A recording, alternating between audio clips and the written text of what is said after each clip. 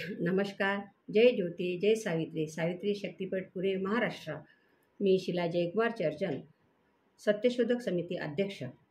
मैत्रिणींनो, नवी मुंबई ऐरोली येथील संत सावतामाळी सभागृहात अखिल भारतीय महात्मा फुले समता परिषद, संत सावतामाळी मंडळ, श्रमजीवी महिला मंडळ ऐरोली व सावित्री शक्तीपीठ पुणे महाराष्ट्र यांच्या संयुक्त विद्यमाने 8 मार्च महिला दिन व 10 मार्च सावित्रीबाई फुले यांच्या स्मृतिदिनाचे औचित्य साधून 9 मार्चला स्नेहमेळावा आयोजित केला होता. या एकदिवसीय मेळाव्याच्या पहिल्या सत्रात सौ अपुराताई सोनार यांच्या मी सावित्री बोलते या एकपात्री प्रयोगाचे सुंदर असे सादरीकरण झाले.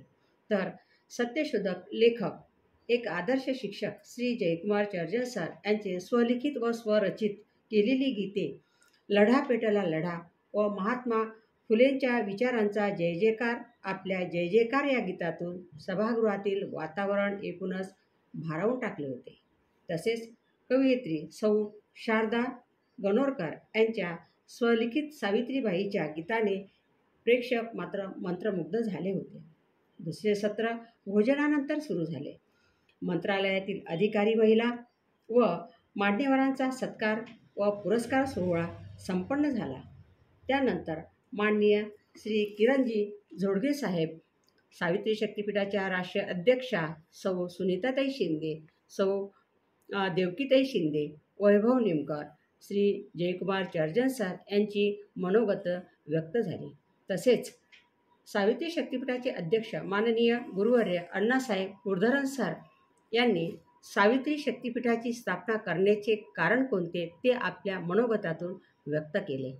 सावित्री शक्तीपीठाचे ध्येय म्हणजेच ज्योतिबा आणि सावित्रीबाई यांचे विचार समाजातील तळागाळातील व्यक्तीपर्यंत कसे पोहोचतील हा उद्देश आमचा सावित्री शक्तीपीठाचा आहे, हे अण्णासाहेबांनी आपल्या मनोगतातून सांगितले. माननीय सूर्यकांत थोरात साहेब, सौ अलकाताई भुजबळ मान्यवरांनी व्यक्त केलेली मनोगते बोधप्रद व एकूणच प्रेरक होते. सावतामाळी मंडळातील वास्तूच्या आवारातच संत शिरोमणी सावता महाराजांची मूर्तीसह श्री विठ्ठल रुक्मिणी विराजमान आहेत. त्यामुळे तिथला परिसर व वास्तूत पावित्र्याचा परिस्पर्श जाणवत होता. या परिसरात आम्ही सकाळी 8:30ला पोहोचलो. तर मंडळाचे अध्यक्ष थोरात साहेब, श्री किरणजी झोडगे साहेब, डॉक्टर प्रकाश ढोकणे, शैलेश वासनकर, संपतजी जाधव, SN शिंदे, दत्तात्रय शिंदे आदी पदाधिकाऱ्यांसह श्रमजीवी महिला मंडळाच्या भगिनींनी आलेल्या प्रत्येक पाहुण्यांचे गुलाबपुष्प व चॉकलेट देऊन स्वागत केले. सर्वच बाबी अगदी अप्रतिम होत्या. कार्यक्रमाच्या संचालन अनुराधाताई भुसकट व विशाखाताई येवतकर या सावित्रीच्या लेकींनी खूप सुंदर व जबाबदारीने पार पाडले.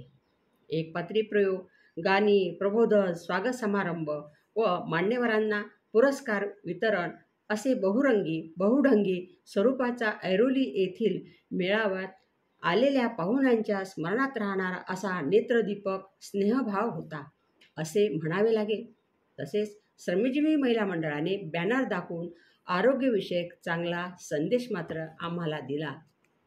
एकूणच हा कार्यक्रम सुंदर असा स्मरणात राहील असा पार पडला. जय ज्योती, जय